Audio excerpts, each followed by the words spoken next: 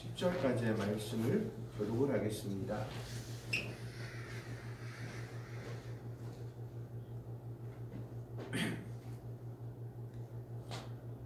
요나서 2장 1절로부터 10절까지의 말씀입니다. 구약성경 1288쪽에 있습니다.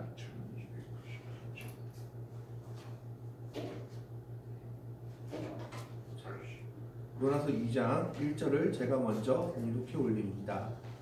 요나가 물고기 뱃속에서 그의 하나님 여호와께 기도하여 이르되 내가 만든 군사들로 말미암아 여호와께 불러야 하더니 주께서 내게 대답하셨고 내가 소의 뱃속에서 부르짖었더니 주께서 내 음성을 들으셨나이다. 주께서 나를 깊은 속 바다 가운데에 던지셨으므로 큰 물이 나를 둘렀고 주의 파도와 큰 물결이 다 내 위에 넘쳐나이다. 내가 말하기를 내가 주의 목전에서 쫓겨났을지라도 다시 주의 성전을 바라보겠다 하였나이다. 물이 나를 영혼까지 둘러싸우며 기품이 나를 에워싸고 바닷풀이 내 머리를 감쌌나이다. 내가 산의 뿌리까지 내려갔사오며 땅이 그 빗장으로 나를 오래도록 막았사오니 나의 하나님 여호와여 주께서 내 생명을 구덩이에서 건지셨나이다. 내 영혼이 내 속에서 피곤할 때에 내가 여호와를 생각하였더니 내 기도가 주께 이르렀사오며 주의 성전에 미쳤나이다. 거짓되고 헛된 것을 승성하는 모든 자들은 자기에게 베푸신 은혜를 버렸사오나 2절을 같이 읽습니다. 나는 감사하는 목소리로 주께 제사를 드리며 나의 소원을 주께 갚겠나이다. 구원은 여호와께 속하였나이다 하니라. 여호와께서 그 물고기에게 말씀하시매 요나를 육지에 토하니라. 아멘. 요나서 2장 1절부터 9절까지는 우리가 잘 아는 요나의 기도의 내용입니다.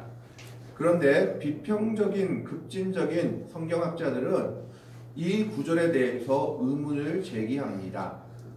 1절부터 9절까지 이 내용을 빼도 이 성경에는 아무런 문제가 없고, 그리고 요나가 드린 기도의 내용을 가만히 살펴보면은 이 기도는 고난에서 탄식하는 탄식의 기도 내용이 아니라 하나님께 감사하는 감사의 기도 내용인데, 물고기 뱃속에서 어떻게 요나가 감사의 기도를 하나님께 드릴 수 있겠냐라고 생각하면서 이 기도가 과연 적절한 것인가 하고 의문을 제기합니다.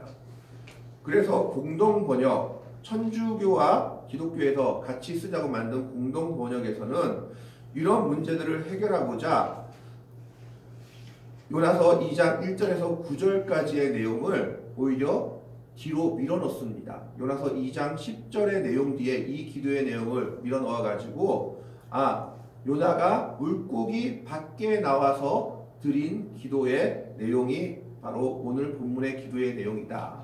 감사의 기도의 내용이다 라고 얘기하기도 합니다. 그리고 또 한 가지 문제를 제기하는 것은 요나의 기도의 내용을 바라보면 요나가 완전히 회개하고 변화된 것 같은데 그 뒤에 3장 4장의 내용을 보면 별로 변한 것 같지 않다라는 겁니다. 니느웨를 가기 싫어하는 요나의 모습이나 니느웨가 망하지 않으니까 정말 열이 받을 때도 받아서 하나님께 항의하는 요나의 모습이나 별반 다른 것이 없는데, 기도에서는 반드시 변화된 모습을 보이겠다, 나의 소원을 갖고 하나님께 순종하겠다고 하는 기도의 내용이 보이는데, 이런 기도의 내용처럼 변화되지 않은 것을 봐서는 이 기도가 정말 적절하게 여기에 배치된 것이 맞냐 하는 두 가지 의문을 제기합니다. 물고기 뱃속에서 감사의 기도를 드릴 수 있겠느냐라는 내용은 1장의 내용을 가만히 살펴보면 우리가 이해할 수가 있습니다. 하나님께서 요나에게 처음 명령하신 것이 무슨 명령이냐 하면 니느웨에 가서 말씀을 전파하라는 것입니다. 즉 그 니느웨에 너무나 악이 가득하였기 때문에 그 니느웨에 가서 네가 하나님의 말씀을 전파해서 저들로 회개하게 해서 멸망하지 않도록 하라는 명령이었습니다. 그런데 이 명령은 요나가 죽기보다 더 신중한 명령이었던 겁니다. 왜 그러냐 하면 이 당시 요나는 북이스라엘의 선지자입니다. 북이스라엘의 선지자였는데 이 북이스라엘의 선지자가 니느웨로 간다는 것은 이 니느웨는 그 당시 아수르의 수도로서 아수르는 북이스라엘을 잡아먹지 못해서 안달이었던 나라였습니다. 그래서 그 뒤에 보면 후에 북이스라엘이 어느 나라에게 멸망당했느냐 하면 아수르라는 나라한테 멸망당했습니다. 그래서 아수르와는 정말 적대적인 관계에 있는 그런 나라이고 그런 나라의 수도가 바로 니느웨였습니다. 그래서 요나의 입장, 요나는 북이스라엘의 사람으로서 북이스라엘의 선지자로서 니느웨가 망하는 것은 요나 입장에서는 너무나 기쁜 일이었고 온 북이스라엘 사람들이 바라는 일이었습니다. 그런데 하나님께서는 그 니느웨에 가서 내가 하나님의 선지자니까 하나님의 말씀을 전해서 저들로 회개하게 하고 멸망하지 않게 하라는 명령이 전달된 겁니다. 정말 이 명령은 따르기 싫었던 명령이죠. 그래서 요나가 어떻게 합니까? 하나님의 얼굴을 피하려고 일어나 다시스로 도망을 가죠. 1장 3절에 그런 내용이 나와 있습니다. 그런데 욥바로 내려갔더니 마침 다시스로 가는 데가 있었다라고 되어 있습니다. 참 웃긴 게요. 우리가 하나님의 명령을 거역할 때 마침 어떤 일들이 일어납니다. 그래서 우리가 이런 말을 많이 하죠. 이것도 하나님의 뜻인가 보다 하고 그냥 그 하나님의 명령을 거절하고 그 배에 타버립니다. 하나님께서 이걸 놔둘 리가 없죠. 그래서 하나님께서 어떻게 하십니까? 그 배가 큰 풍랑을 만나게 합니다. 그 폭풍을 만나서 배가 거의 난파되게 했다라는 겁니다. 이때 재밌는 일이 있는데 5절의 말씀에 보면 사공들이 두려워하여 각각 자기의 신을 부르고 이 폭풍을 멈추기 위해서 그들이 섬기던 신들을 부릅니다. 그런데 그 신들한테서는 아무 응답도 없죠. 거기에 또 더 재밌는 것은 사공들이 두려워하고 모든 뱃사람들이 두려워하는 이때에 요나는 뭐하고 있느냐? 배 맨 아래층에서 깊이 자고 있습니다. 하나님의 명령을 망각한 채 그냥 잠에 취해 있습니다. 하나님의 명령을 거절한 선지자가 얼마나 어리석은 모습으로 있을 수 있는지를 요나가 보여주고 있는 겁니다. 그래서 선장이 요나를 깨우면서 말하죠. 우리 다 기도해도 안 된다. 이제 네가 한번 기도해봐라. 네가 믿는 신한테 기도하면 혹시 그 신은 우리를 구원해줄지 알지 못하느냐. 그리고 나서 안 되니까 그들이 뭘 합니까? 제비 뽑아보자. 도대체 누가 죄가 있어서 이 폭풍이 우리에게 임했는가? 제비를 뽑으니까 요나가 제비가 뽑혔습니다. 무리가 그에게 묻죠. 도대체 내가 누군데 이 재앙이 너 때문에 우리에게 왔느냐라고 물을 때 대답은 잘합니다. 9절 말씀에 보면 그가 대답하되 나는 히브리 사람이요 바다와 육지를 지으신 천지 만물을 지으신 하나님. 바다가 왜 먼저 나오냐면 이 당시 바다에 있었기 때문입니다. 바다와 육지를 지으신 하늘의 하나님 여호와를 경외하는 자입니다 라고 얘기하죠. 하나님의 명령을 거역하고 도망가던 사람이 뭐라고 얘기하냐면 난 하나님을 경외하는 자고 히브리 사람이요 천지 창조하신 하나님 믿는 사람입니다. 폭풍이 더 거세지자 사람들이 묻습니다. 이 폭풍 그치려면 어떻게 해야겠느냐? 요나는 답을 알죠. 나를 바다에 던져버리면 된다. 그런데 차마 사람을 죽일 수가 없었던 뱃사람들은 한 번 더 해보자 하고 노를 졌습니다. 그런데 사람의 힘으로 하나님의 권세를 이길 수가 없었던 거죠. 그래서 1장 13절에 점점 더 흉흉함으로 능히 못한지라 결국 그들이 어떻게 하냐면 하나님께 항복합니다. 14절에 보면 무리가 여호와께 부르짖어 이르되 여호와여 구하고 구하오니 이 사람의 생명 때문에 우리를 멸망시키지 마옵소서. 그제서야 모든 배에 있는 사람들이 하나님을 인정하고 하나님께 매달리기 시작합니다. 그러면서 어쩔 수 없이 요나를 들어서 배에 바다로 던져버립니다. 그리고 그 바다에 던지자마자 폭풍이 그치는 것을 보고 벳사람들은 이방 사람들이었음에도 불구하고 하나님을 크게 두려워하며 하나님께 제물을 드리며 예배하며 하나님을 믿는 자로 변해되는 모습을 보입니다. 그런데 우리가 여기서 생각해야 될 것이 있습니다. 하나님께서 요나를 구원하신 것은 언제부터일까요? 물고기 뱃속에 나와 있는 것이 구원이 아니다라는 겁니다. 바다에 던지게 되면, 바다에 던졌으면 상식적으로 그 폭풍이 있는 바다에 사람이 던지면 어떻게 돼야 될까요? 죽어야죠. 죽어야 되는데 1장 17절 말씀을 한번 같이 읽어보겠습니다. 17절의 말씀을 한번 같이 읽습니다. 여호와께서 이미 큰 물고기를 예비하사 요나를 삼키게 하셨으므로 요나가 밤 3일을 물고기 뱃속에 있으니라. 물고기 뱃속에 들어가게 된 것부터가 구원이다라는 겁니다. 즉 물고기 뱃속에서 나온 게 구원이 아니라 이미 바다에 빠져 죽어야 될 요나를 물고기를 통해서 바다에 빠져 죽지 않게 구원하게 하신 게 하나님의 은혜였습니다. 그런데 문제는 물고기 뱃속이죠. 생명은 건졌지만 거기서는 아무것도 할 수 있는 일이 없었던 겁니다. 도대체 거기서 무엇을 해야 될지, 어떻게 해야 될지 알 수 없었던 거죠.